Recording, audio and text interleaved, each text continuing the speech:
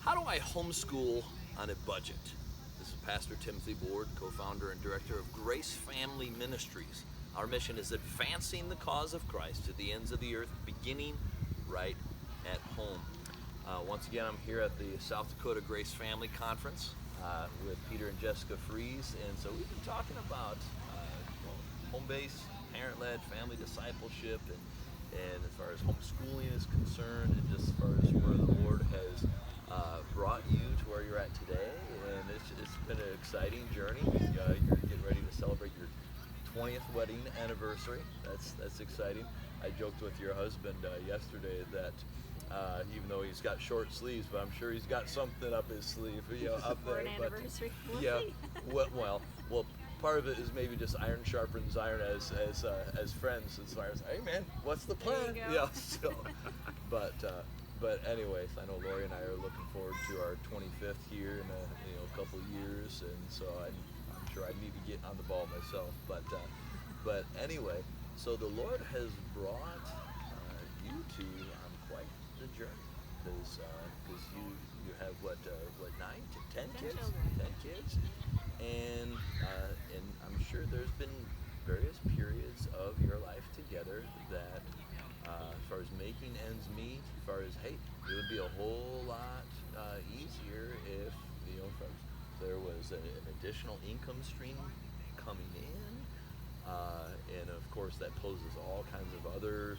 challenges, as far as we'll get into practical logistics of, okay, what to do with the kids and these types of things. But for you two, it hasn't been a question in your mind that you've been fully devoted to what the Lord's called you to do, as far as informed by the Word of God, as far as as far as homeschooling is concerned, as far as taking personal ownership of your kids' education, their upbringing.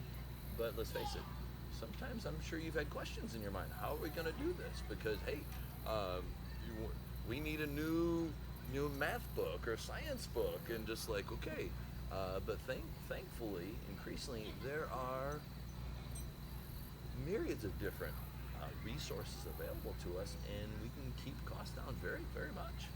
Right.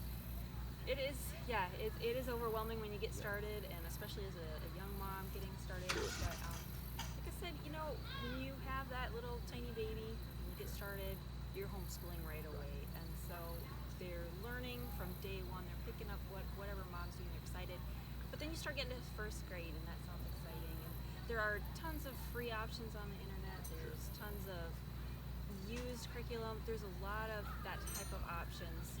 But like Peter was just saying, sometimes you just use what you have and just take your knowledge and just give it to your kids.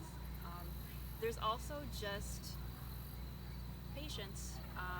His income has just sometimes not stretched enough to buy the school books, and so I've just had to say, okay, Sure. children, when we get those books, we're gonna have to pick up and start doing the schooling. And I've just had to be patient and not like, okay,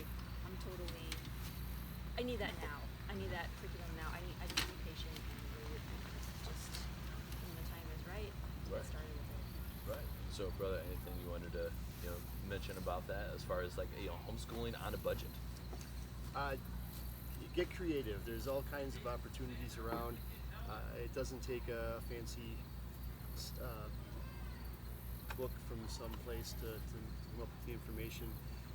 Even within your local area, from a history geography standpoint, there's all kinds of stuff that's available that can, within driving distance, to go see and point things out. You can get a lot of books that show you a lot of pictures about rocks and trees and stuff. You can go on a nature hike and do that too. You don't have to have the book in front of you. Yeah, and of course, most public libraries these days Yep. have a regular used book sale. I know where we live in Indianapolis, it's a larger library system, and so every other month they have a used book sale, and the last day is bag day. So $8 can buy a whole lot, everything you can fit in the bag. And so if you know what you're looking for, as far as just, okay, a variety of things, but let's face it though, if you're looking for specific, some specialty items, whereas like, hey, whether it's Facebook Marketplace or other used booksellers, these types of things, and there's a variety of creative avenues to keep costs down and to ensure our kids are getting just a what Lori and I describe as a superior, not merely just a mediocre, by no means, but a superb and superior education at a fraction of the cost. Yeah, yeah. And in that regard too, we've kind of emphasized, I like resource books rather than the fluff and stuff anyway, because a resource book is used more in a lot of different places. We've kind of taken the approach too, it's not always having the specific textbook. One of the things we've emphasized with our kids is how to find the answers to problems.